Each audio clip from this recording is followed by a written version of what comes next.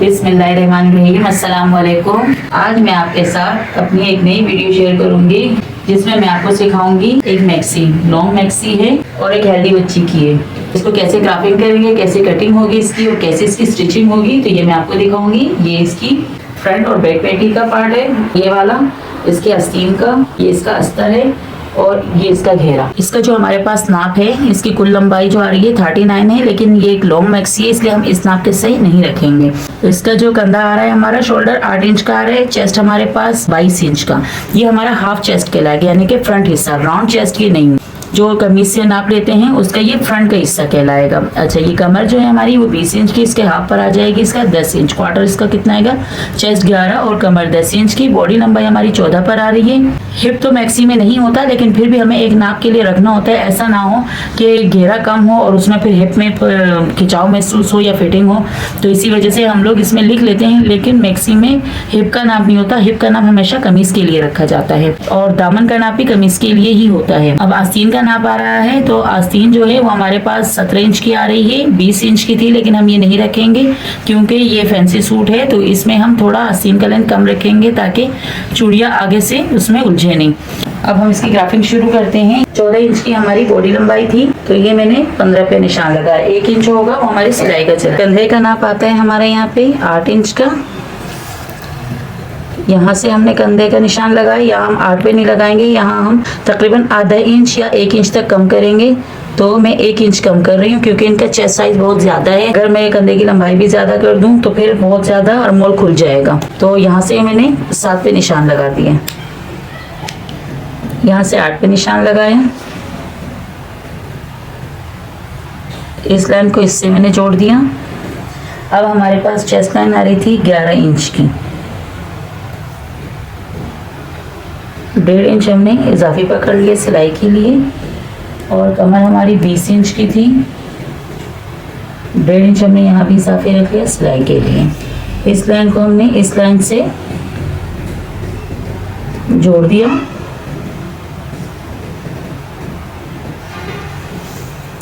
अब हमने जो कंधे का निशान लगाया था 7 पे, इसका हाफ आ रहा है 3.5 पे और आधा इंच शोल्डर में नीचे करना है। थोड़ा सा हमने अंदर की तरफ शेप दे दी है और बाकी हमने यहाँ से राउंड लगा दिए हैं। ये हमारी फ्रंट की कटिंग होगी। बैक पार्ट के लिए हमने क्या करना है, थोड़ा सा बाहर से लेना है ताकि कंधे में फिर हमें खिंचाव महसूस ना हो। गले के लिए मैंने 3 इंच पे निशान लगाया और शोल्डर। ये हमारे फ्रंट और बैक की कटिंग हो चुकी है बनाए हुए ग्राफ के मुताबिक। अब हमने क्या करना है, एक हिस्सा लेना है और इस नेट वाले फैंसी हिस्से पे रखना है इस तरीके से। अस्तर का कपड़ा और नेट का कपड़ा हमारा बिल्कुल एक बराबर हो चुका है। अब हमने कटिंग करनी है इसकी।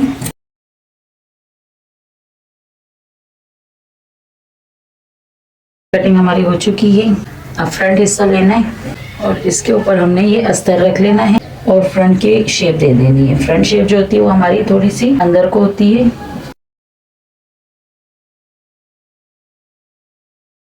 आस्तीन की लंबाई हमारी 17 इंच की है, 1 इंच सिलाई का इजाफी रखेंगे और मोल हमारी 12 इंच का राउंड आ रहा है, तो हमने इस तरीके से 12 इंच का राउंड दे देना है। आगे से आस्तीन हमने 6 इंच रखा है। उम्मीद है कि ये अस्तर वाली मैक्सी की ग्राफिंग और कटिंग का तरीका बहुत आसानी से आपके समझ में आ गया होगा। और अब इसकी सिलाई करेंगे। ये हमारे पास इसकी फ्यूजिंग लगी है गले की बैक साइड की। फ्रंट साइड में मैं फ्यूजिंग नहीं लगाऊंगी, डायरेक्ट ही सिलाई लगाऊंगी। अगर अभी तक आपने हमारा चैनल सब्सक्राइब नहीं किया है तो लाजमी सब्सक्राइब कर ले और बेल आइकन लाजमी दबाए, लाइक करें, शेयर करें मेरी वीडियोस को। तो चले अपनी वीडियो स्टार्ट करते हैं। ये मेरे सूट के ये फ्रंट का है हिस्सा है, ये गला, ये इसके घेर, ये बैक साइड और ये दोनों आस्तीन है। तो सबसे पहले मैंने क्या करना है, मैं इस तरह रखूंगी, आपने भी बिल्कुल इसी तरीके से रख के सिलाई करना।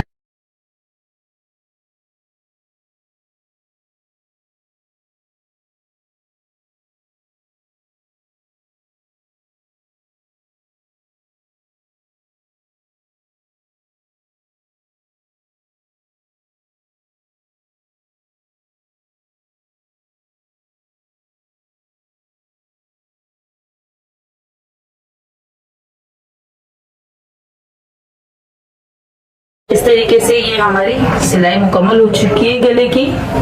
सबसे पहले हमने क्या किया था कि ऊपर की सिलाई लगाई, सेंटर की सिलाई लगाई, आउटलाइन की सिलाई लगा दी। अब अंदर का जो एक्स्ट्रा कपड़ा था वो आधे इंच पे कटिंग करके हमने इस तरीके से कट लगा दिए ताकि हमारा गला आराम से बैठ जाए। अब हमने इसको इस साइड पे अंदर फोल्ड कर देना है। इस तरीके से हमने अंदर को एक सिलाई लगानी है। इस सिलाई लगाने का फायदा ये होता है कि जो कपड़ा धागा निकलने वाला होता है उसमें ये सिलाई लग जाती है तो गले पे प्रेशर नहीं होता और निकलने का मसला भी नहीं आता।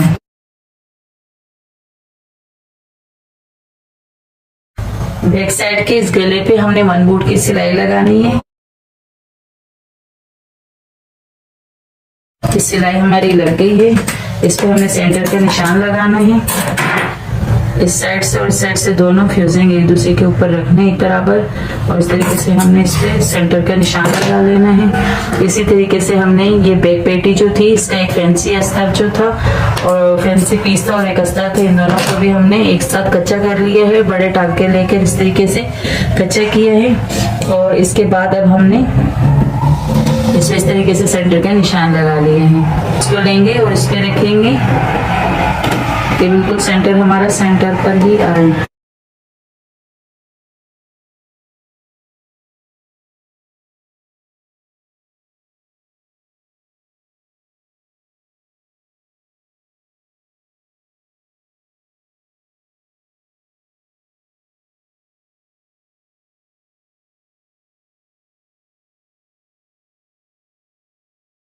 अब हमने ये आस्तीन पे इस तरीके से उसके अस्तर को बड़े टांके से लेके कच्चा कर देना है। कच्चा करने के बाद ये होता है कि आपके सिलाई में झोल नहीं आ रहा होता है, तो इस तरीके से बड़ा टांका लगाना है। कच्चा करने इसके आगे जो है हमने इसी के कपड़े की एप्लिक लगा लेनी है।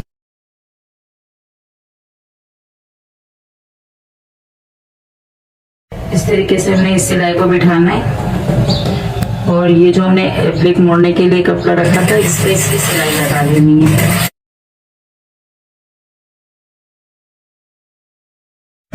या आस्तीन की हमने इस तरीके से एप्लिक लगाई थी और उस पर फाइनली एक सिलाई लगाई थी ताकि अंदर के जो धागे निकल रहे थे वो अंदर के कवर बन जाए। अब हमने इसको इससे से अच्छी तरह बिठाया है और अब इसको एक सिलाई और लगानी है।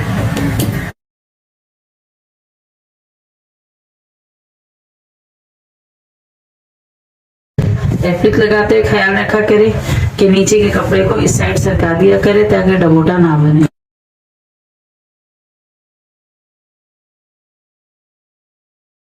ये हमारा फ्रंट गला भी रेडी हो चुका है, बैक का भी। अब हमने शोल्डर जोड़ने हैं। शोल्डर को ऐसे जोड़ेंगे, फ्रंट का हिस्सा हमने इसके अंदर यूं दबाया और ऊपर से हमने इस साइड को मोड़ दिया। इस तरीके से हमारी बिल्कुल टेलर के तरीके से शोल्डर तैयार होते हैं और उसमें सिलाई भी बाहर को नहीं आती।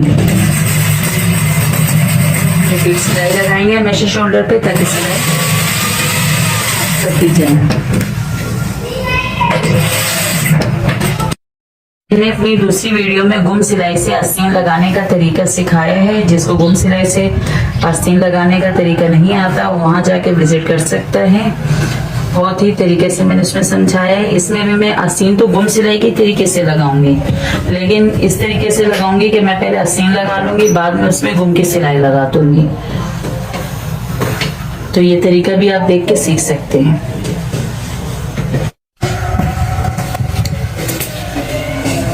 इस तरीके में आपने ये करना है कि जहाँ पे आपका चेस्ट का निशान लगा है वहां से आपने थोड़ी सी सिलाई इस तरह खुली छोड़ देनी है।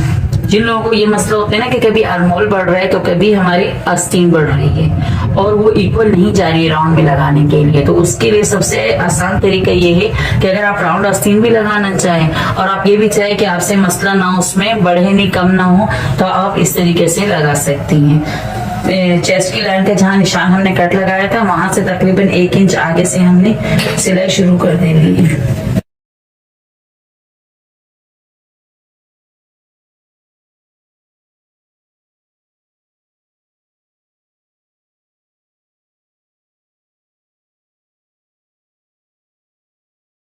ये हमारी चेस्ट की लाइन का जो निशान लगा है यहाँ पे, इसी से हमने सिलाई शुरू करनी है।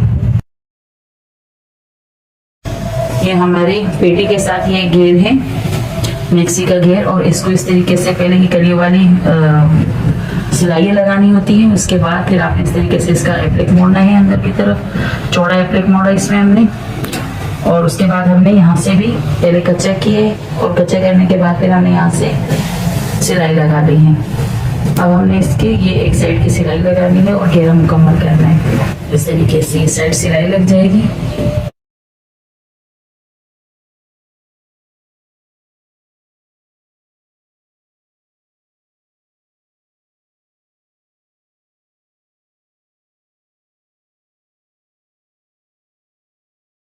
ये हमारी पेटी तैयार हो चुकी है और इसको ये घेरा भी तैयार कर लिया है। तो इसको हम राउंड में लगाएंगे इस घेरे के साथ। इसकी सिलाई कैसी होगी, इसको हम रखेंगे घेरे को और इसके ऊपर हम रख देंगे पेटी के हिस्से। इस सिलाई को हमने रखा है इस सिलाई के ऊपर, जो ऊंच नीच की सतह है वो हटा दें ताकि सिलाई हमारी फिनिशिंग से जाए। यहाँ से लेना है, इस पे रख के और आगे सिलाई लगानी है।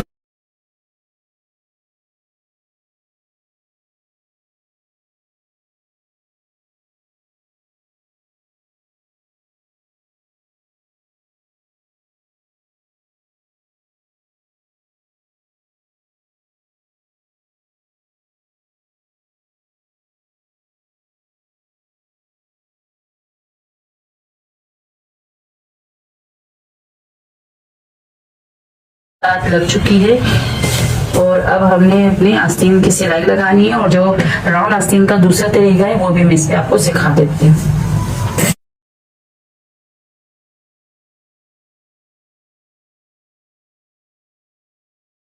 ख्याल रखना है कि नीचे का जो अस्तर है उसमें भी कोई फोल्डिंग वोल्डिंग ना आए। बिल्कुल सही से यूं सेट करके आपने सिलाई आगे लगानी है। अब जो हमने ये हमारे एरमोल का ये वाला साइड है आपने इस तरीके से लेना है और ये वाला साइड भी इस तरीके से लेना है।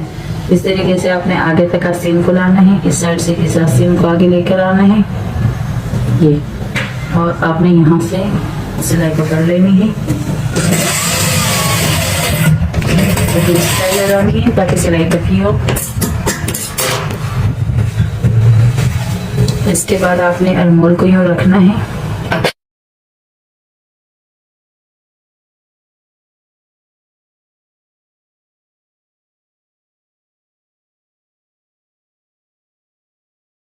इस हिस्से को भी आपने इस साइड पे फोल्ड दे देना है।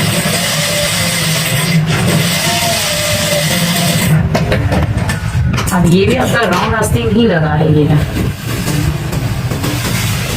इस तरीके से, ये भी राउंड आस्तीन ही लगा है लेकिन बस लगाने का तरीका उससे थोड़ा मुख्तलिफ है। अरे भी हटाने। अब इसको आपने